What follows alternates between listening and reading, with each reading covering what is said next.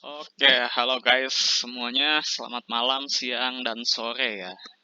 Nah, jadi di kesempatan kali ini saya akan coba mereview UI UX case study atau studi kasusnya UI UX dari Mas Andrika Zainal ya di sini.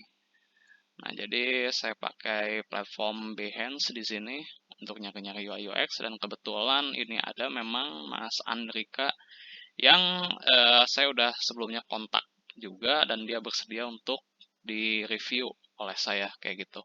Oke, langsung saja di sini jadi ceritanya itu Mas Andrika ingin membuat suatu website untuk menampilkan informasi tentang COVID-19, situasi COVID-19 seperti gimana.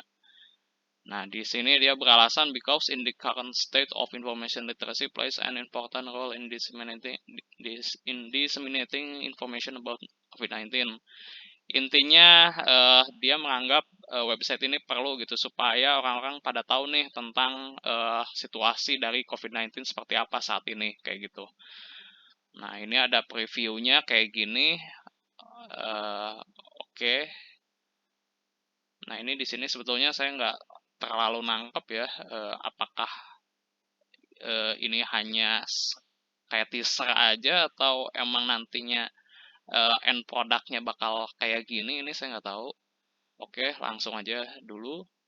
Nah, oke, di sini dia menjabarkan gimana cara dia memaparkan atau menganalisa penelitian yang dilakukannya. Nah, cuma di sini saya nggak tahu nih dia ini sebetulnya nantinya pakai metode apa aja. Tapi nggak apa-apa, ini dia perhatiin, yang dia tampilkan di sini adalah design thinkingnya dulu. Jadi dia pakai fondasi design thinking untuk melakukan iterasi dari tahap-tahap desain. Jadi di sini dia ini lengkap ya, 01 sampai 05. Jadi dia mulai dari advertise, define, ideate, prototype, testing. Oke, beserta ada penjelasannya gitu. Nah, ini mungkin kalau untuk buat desainer udah paham ya design thinking, tapi mungkin kalau yang masih awam ini memang mungkin berguna ya untuk awam gitu, untuk memahami eh, cara Mas Andrika ini, gimana cara Mas Andrika ini melakukan iterasi terhadap desainnya kayak gitu. Oke, langsung aja. Terus di sini ada identify project. Nah, identify project ini apa? Saya nggak tahu apakah ini semacam executive summary atau apa. Kita langsung baca aja. Di sini task. Analyze, design, user, prototype is designed to meet community satisfaction in getting information about spread. Oke, jadi intinya ini informasi lagi ya tentang penyebaran virus dari COVID-19. Analyzing the user experience factors need to user interface using design thinking, produce design that achieve usability through usability testing. Intinya dia pengen nganalisis UX daripada UI yang dia bikin ya, atau ini UI-nya orang lain gitu.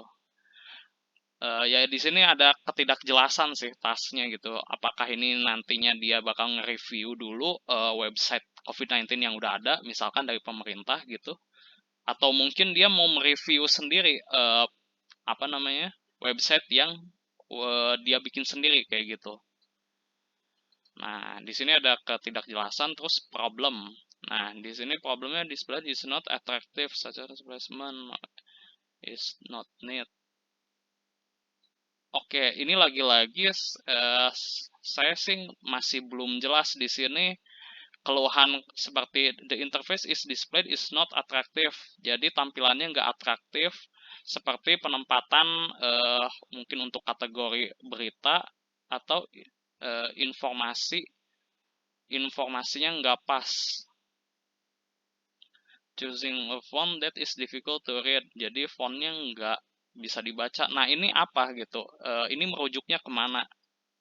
Apakah dari website COVID-19 pemerintah atau dari mana ini gitu? Ini nggak jelas juga.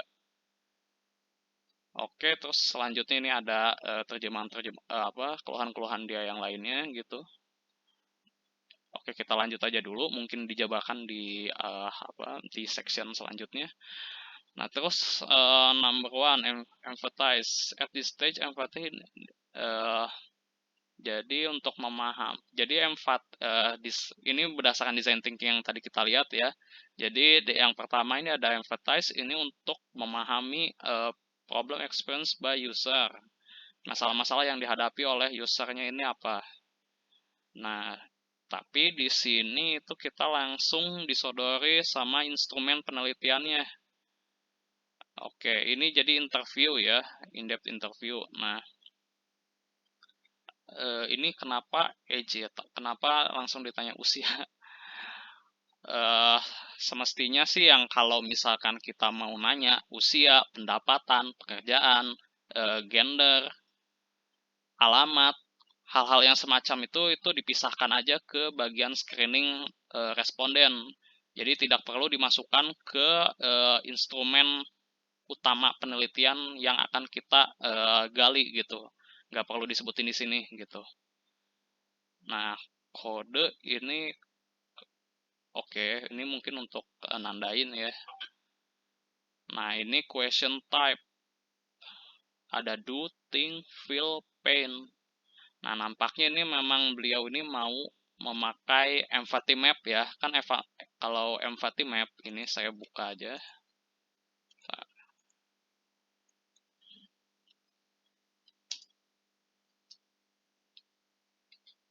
Nah, jadi kurang lebih empathy map bentuknya kayak gini ya. Jadi apa yang user katakan, apa yang user pikirkan, apa yang dilakukan, apa yang user rasakan, itu semua dicatat nih ke dalam 4 kuadran ini gitu. Nah, sepertinya Mas Andrika ini ingin gitu mengcover di hasil penelitiannya ya, itu apa yang user katakan, apa yang user pikirkan, lakukan, dan rasakan kayak gitu. Jadi nanti sama Mas Andrika ini mungkin dijabarkan gitu satu persatu. Oke, itu ekspektasinya. Nah, oke, ini saya nggak akan mungkin ya kalau nge-analisis satu persatu soalnya ini gimana gitu. Oke, oke kita lanjut aja. Nah, persona. Nah, di sini Mas Andrika ini saya nggak tahu nih personanya itu dapat apakah dari hasil penelitian ataukah hanya dari asumsinya Mas Andrika sendiri, ini saya nggak tahu. Oke,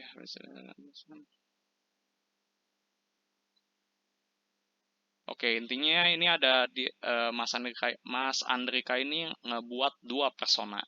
Yang pertama ada yang namanya Alia, dia profesinya sebagai mahasiswa, tinggalnya di Bandung. As final student who needs to face contact with a supervisor, she needs information. Oke, Alia ini butuh informasi COVID-19 karena dia butuh karena memang harus berhadapan sama pembimbingnya. Mungkin ya ini final year student ya soalnya. Jadi mungkin untuk uh, bolak-balik gitu ya untuk hubungan sama dosbing, dia mesti tak mungkin di kampus ya hubungan sama dosbingnya. Jadi dia bakalan komuter gitu ya, bolak-balik dari rumah ke kampus kayak gitu. Nah, saya nggak tahu nih bolak-baliknya apakah pakai kendaraan atau gimana gitu. Jadi yang mengharuskan dia untuk selalu up to date gitu ya tentang COVID-19. Nah, terus ini pain point-nya is hard to see gaps. Oke, jadi dia katanya kesulitan nih. Ini lagi-lagi ya, COVID-19 website ini apa gitu. Apakah yang pemerintah atau yang swasta atau yang mana gitu. Ini nggak dijelasin. Confused, intinya kebingungan lah dengan website yang udah ada. Terus goals. Nah, ini goals-nya itu adalah uh, dia ingin melihat website that has an attractive interface. Jadi tampilannya bagus, so that interest in finding information on website can increase. Mungkin minat untuk menemukan informasinya bisa meningkat karena it is impressed with attractive, easy to answer.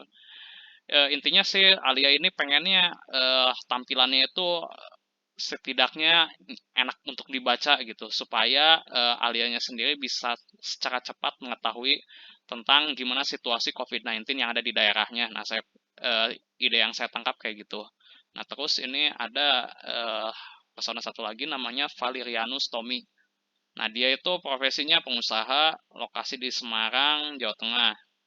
Nah, about owner of a cigarette center. Oke, jadi dia ini pengusaha apa rokok elektrik ya. Tapi emang rokok elektrik itu e-cigarette ya. Nah, oke. Vape gitu. Oke, saya nggak tahu. Terus pain point. Nah, yang dia pain point itu adalah most of information did not mention how about case were there. Jadi Mas Andika ini nggak tahu berapa banyak sih kasus COVID yang terjadi di mana ini, and in which hospital it really happened.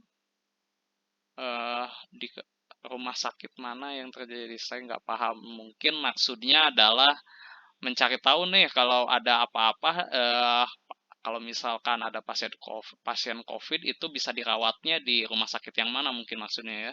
Terus the graph of spike in certain month is not clear. Nah, jadi intinya grafik lagi ya. Jadi ada masalah nih dalam penyajian datanya menurut Mas Andrika gitu ya. Penyajian datanya nggak jelas.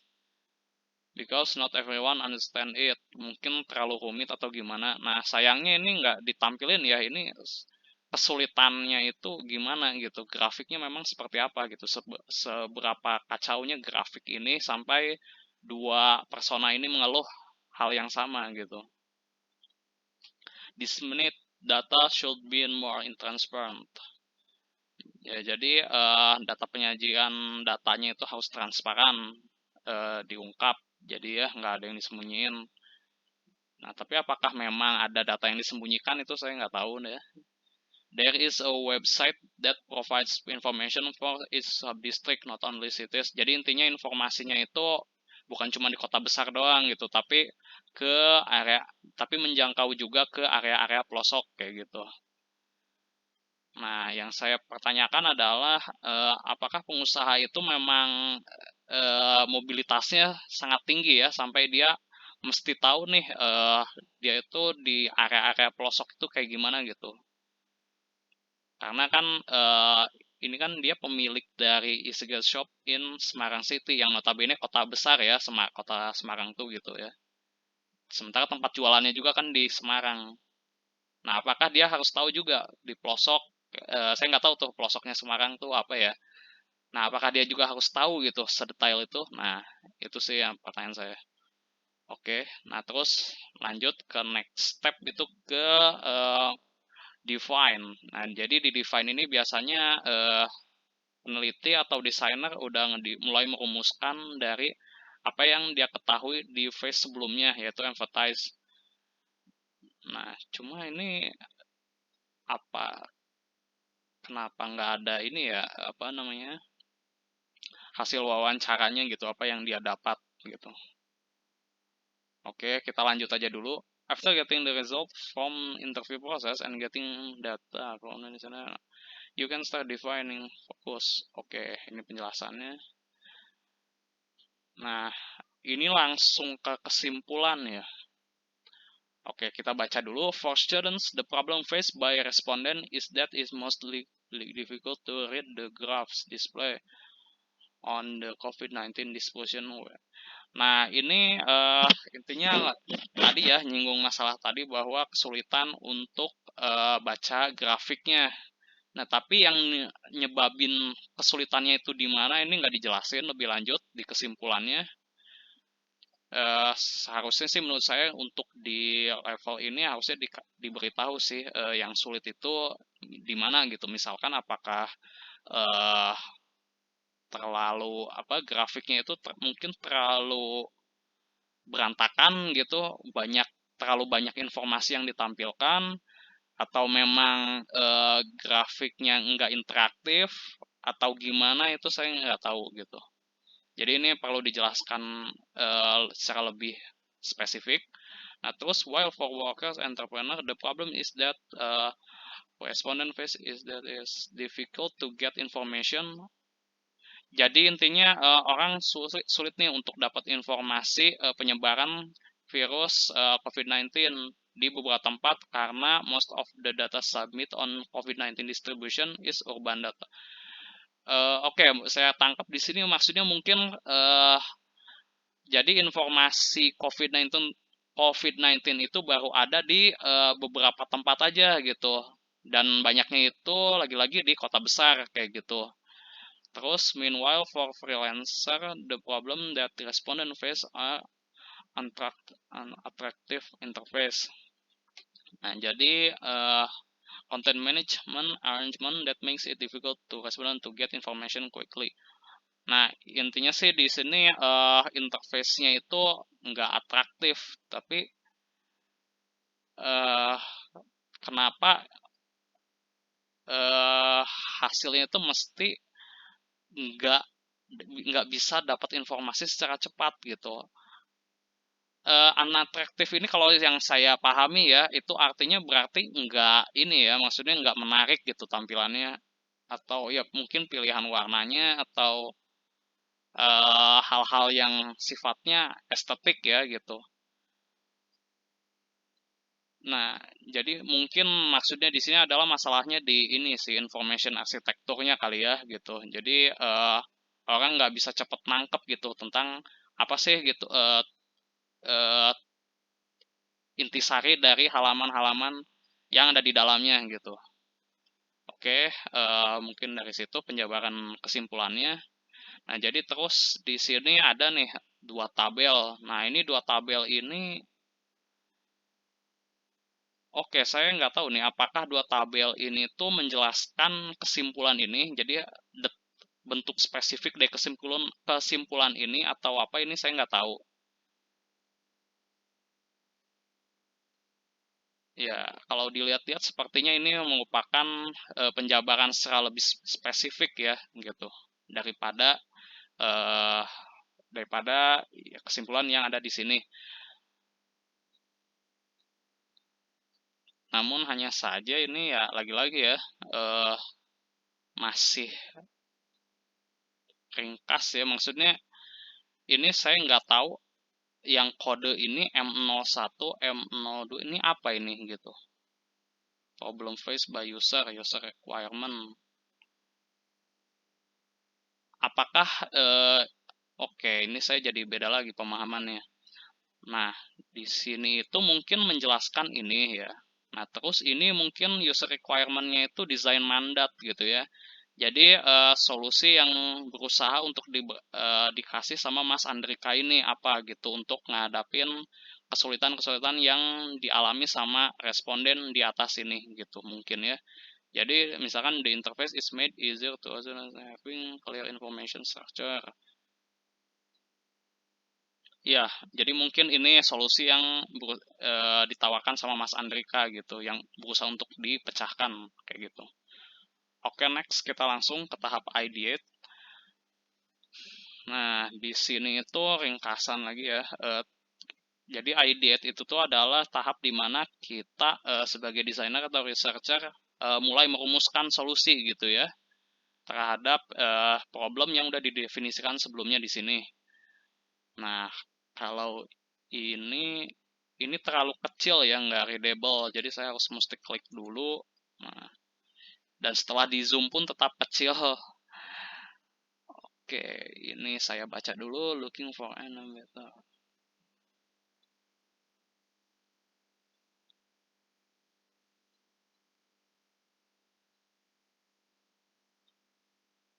Oke, jadi dia kayaknya ngejabarin lagi ya, eh, menggunakan apa namanya ini, brainstorm mapping gitu ya, apa yang di ininya.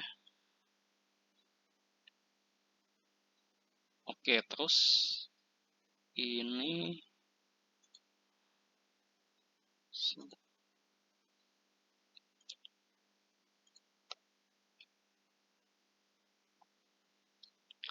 code requirement relate problem.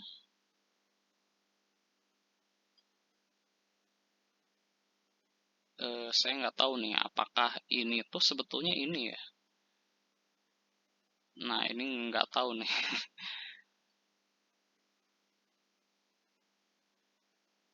Ini kenapa harus ditampilkan dengan format kayak gini ya, gitu. Menurut saya sih lebih baik dijabarkan aja gitu secara dengan ilustrasi atau dengan paragraf aja gitu daripada kayak gini. Karena kalau misalkan kayak gini terus bedanya apa dengan ini gitu, dengan yang udah dijabarkan sebelumnya.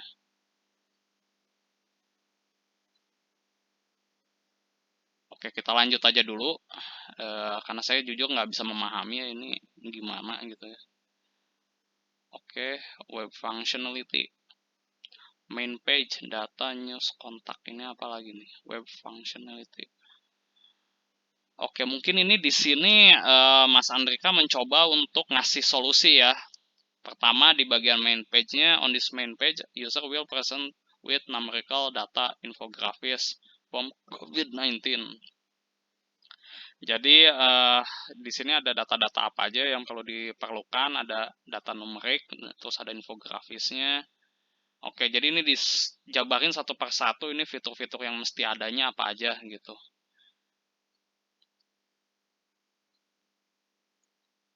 Oke, nah terus ini ada sitemaps-nya. Oke, ini apa ya? Yang ini apakah hanya icon aja atau mungkin ada maksud lain? Saya nggak paham juga. Tapi sepertinya hanya ini ya, apa icon aja ya. Ini sih kalau saran saya lebih baik nggak ada sih gitu. Karena orang juga jadi bingung ini nggak bisa nafsirin apa gitu nih icon-icon ini gitu. Oke, terus kita lanjut ke user flow. At the design stage, researcher first design user flow. Oke, jadi ada untuk pencarian data, ada untuk mencari berita. Oke, jadi dia ngejabarin user flow yang ada di sini ya. Oke, ini.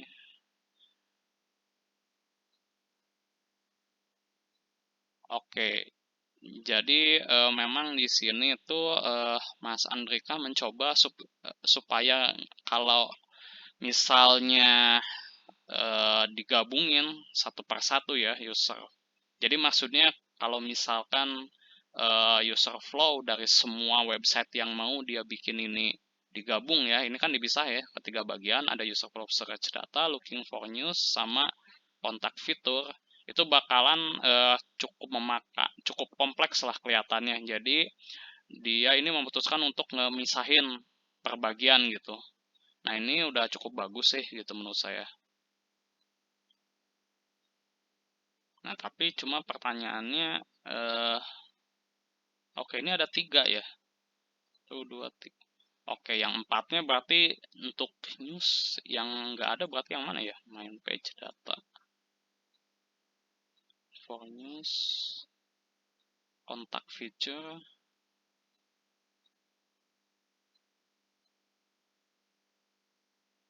Oke, di sini minus data atau ini saya nggak paham sih ya kenapa ini disusun seperti ini gitu. Ya, jadi kenapa yang ditampilkan itu hanya search data, looking for news, sama kontak fitur aja gitu. Ini saya masih nggak tahu. Oke, kita lanjut dulu ke prototype. Nah, di sini dia udah bikin ya low fidelity-nya, wireframe-nya. Namun di sini hanya ditampilkan wireframe-nya aja tanpa penjelasan lebih lanjut gitu. Ini tuh sebetulnya apa yang berusaha dia kembangkan gitu. Jadi idealnya sih kita mesti menampilkan nih, nggak mesti semuanya ya. Ini kan kalau ini ditampilkan semua. Tapi kita bisa hanya cukup berfokus sama solusi apa sih yang mau kita gali gitu. Misalkan tadi banyak statement yang bilang bahwa grafiknya kurang bagus atau kurang informatif. Nah, ya sudah gitu. Yang wireframe atau desain yang ditampilkan ya fokus aja gitu kepada grafiknya gitu. Yang grafik seperti apa sih atau infografis seperti apa sih yang sekiranya lebih bisa dapat membantu user nantinya untuk memahami informasi ke depannya gitu. Nah, di sini memang nggak ada, di sini hanya wireframe aja, jadi saya juga nggak bisa ngasih penjelasan apa-apa karena saya juga nggak paham. Nah, terus lanjut ke high fidelity. Oke, ini dibuat high fidelity. Nah, ini masalahnya masih sama ya. Jadi ya Mas Andrika ini hanya menampilkan mockupnya aja tanpa memberikan penjelasan apapun gitu tentang solusi yang dia coba pecahkan tuh apa sih gitu. Di sini hanya mockup aja. Nah, terus juga kalau misalkan kan tadi di awal itu kita udah baca ya sama-sama bahwa katanya website COVID-19 ini saya asumsikan aja ya yang pemerintah mungkin ya barangkali itu kurang informatif gitu. Nah, di sini nggak ditunjukin nih perbandingannya kira-kira yang pemerintah gimana, yang buatan Mas Andika ini gimana gitu. Nggak di compare gitu. Jadinya saya juga kebingungan gitu. Ini solusi yang dihasilkan apa gitu jadinya. Oke, di sini saya nggak akan bahas masalah UI-nya ya. Itu mungkin lebih ke penyajian data aja sih kayak gitu. Nah, terus tahap kelima nih, terakhir, tes.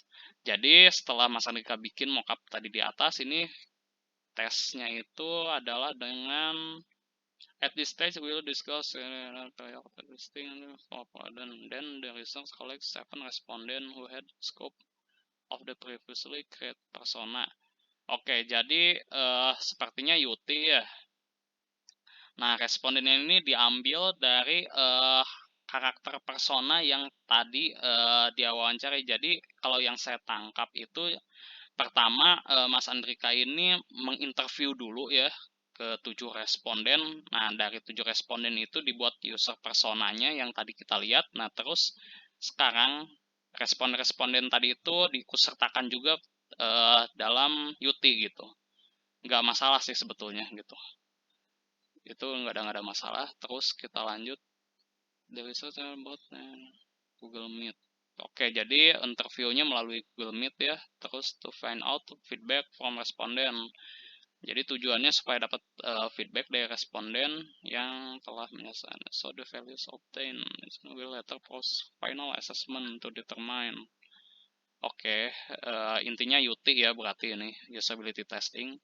Nah, tes senarionya gini, jadi dia mulai dari planning dulu, mungkin bikin kuesionernya, terus rekrutmen, tapi rekrutmen mungkin nggak diperlukan ya, karena kan tadi yang jadi responden itu yang tadi bersedia di interview ya untuk ngasilin user personanya. Testing for prototype usability, oke, terus data analysis, pengolahan datanya, terus final report.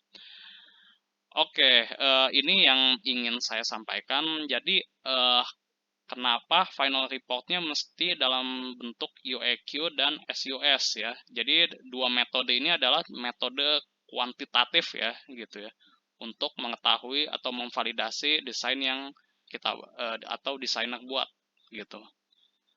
Nah, dengan jumlah responden yang hanya 7 gitu, menurut saya pribadi itu masih kurang gitu.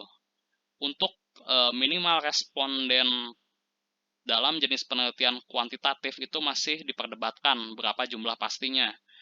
Nah, namun di sini kalau buat saya pribadi ya, minimal untuk kuantitatif ini bisa sampai 12 atau 16 tidaknya gitu. Jadi kalau misalkan kurang dari 12 itu akan dikhawatirkan menimbulkan bias terhadap hasil penelitiannya gitu. Nah, bias ini maksudnya apa? Jadi mungkin di misalkan ya 7 responden tadi sama-sama mengungkapkan hasil yang positif misalnya gitu.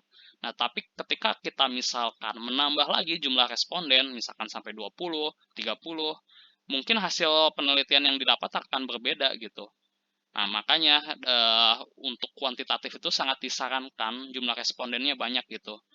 Nah, jadi saya kurang sepakat sih gitu bila final reportnya itu dalam bentuk kuantitatif seperti ini. Dan seharusnya kualitatif itu udah cukup mencukupi lah gitu.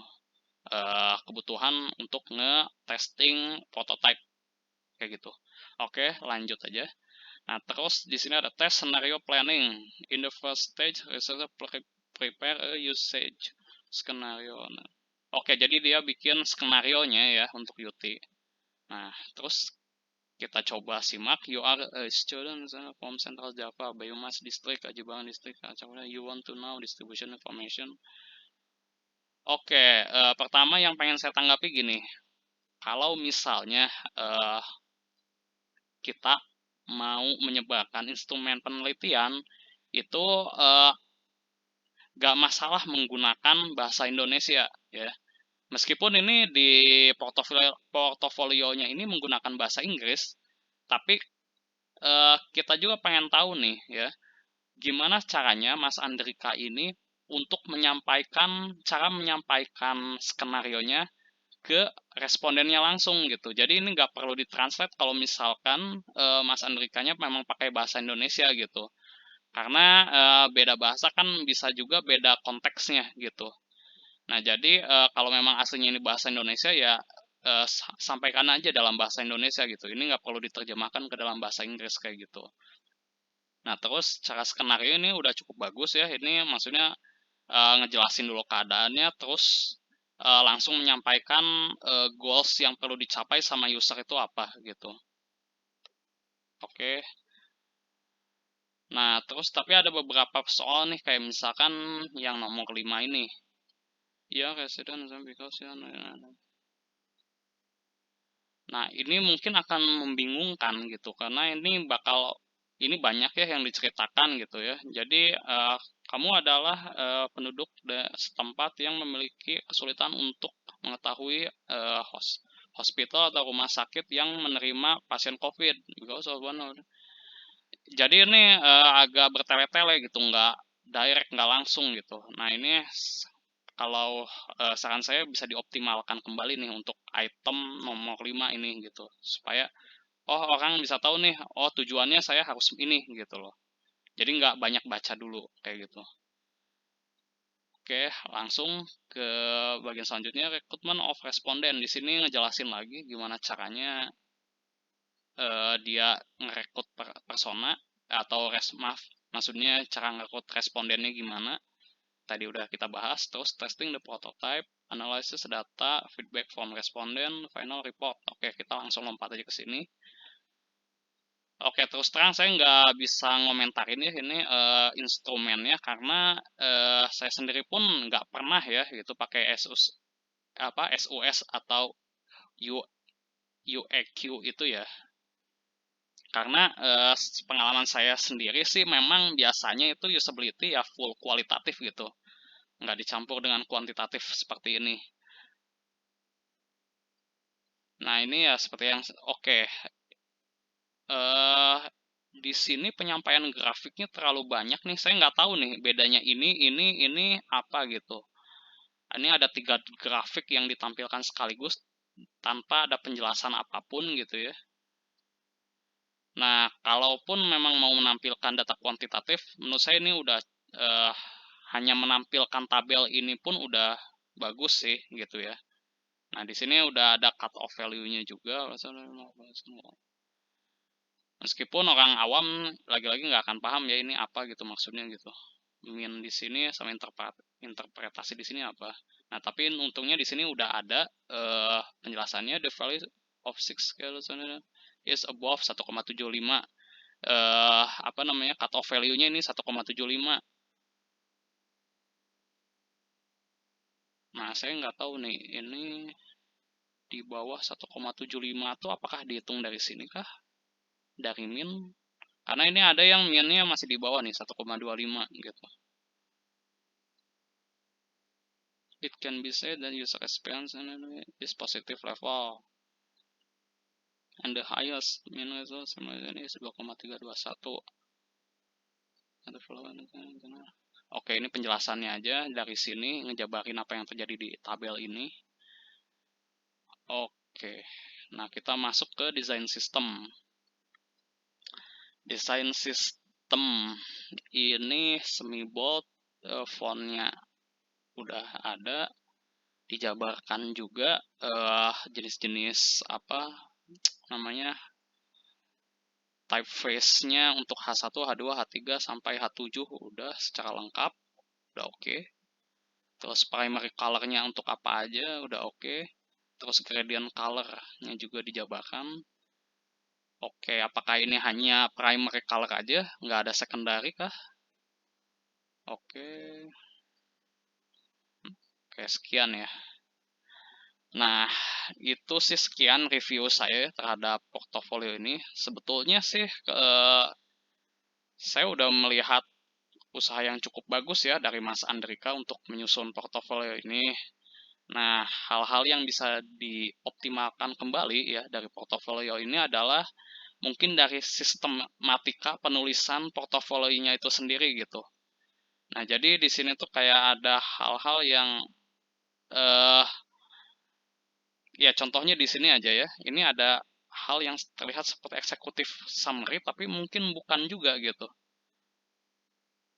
Nah, ada hal-hal yang harusnya dijelaskan seperti yang saya keluhkan ya sebelumnya kayak misalkan ini tuh apakah redesign, apakah benar-benar buat sendiri dari awal dari scratch gitu atau gimana gitu. Ini di sini nggak ada penjelasan gitu.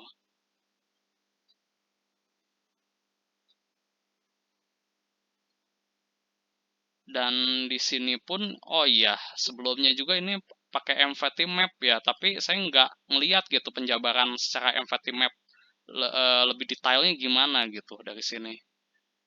Ini ada yang missing, ada yang hilang juga gitu penjelasannya.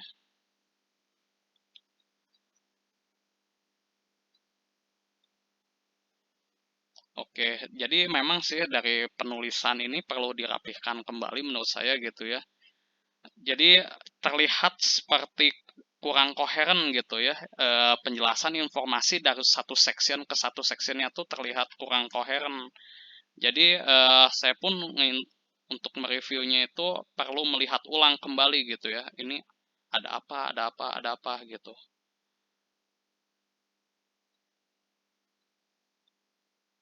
Oke, jadi memang sih tantangannya buat Mas Andrika ini adalah eh, perba adalah kalau bisa sih mengoptimalisasi kembali ya struktur penulisan di eh, apa portofolio ini seperti apa dan juga jangan lupa untuk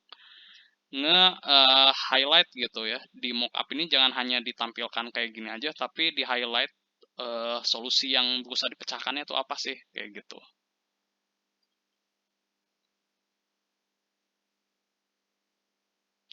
Sama untuk apa ini sebetulnya nggak masalah ya menggunakan kuantitatif dalam usability-nya.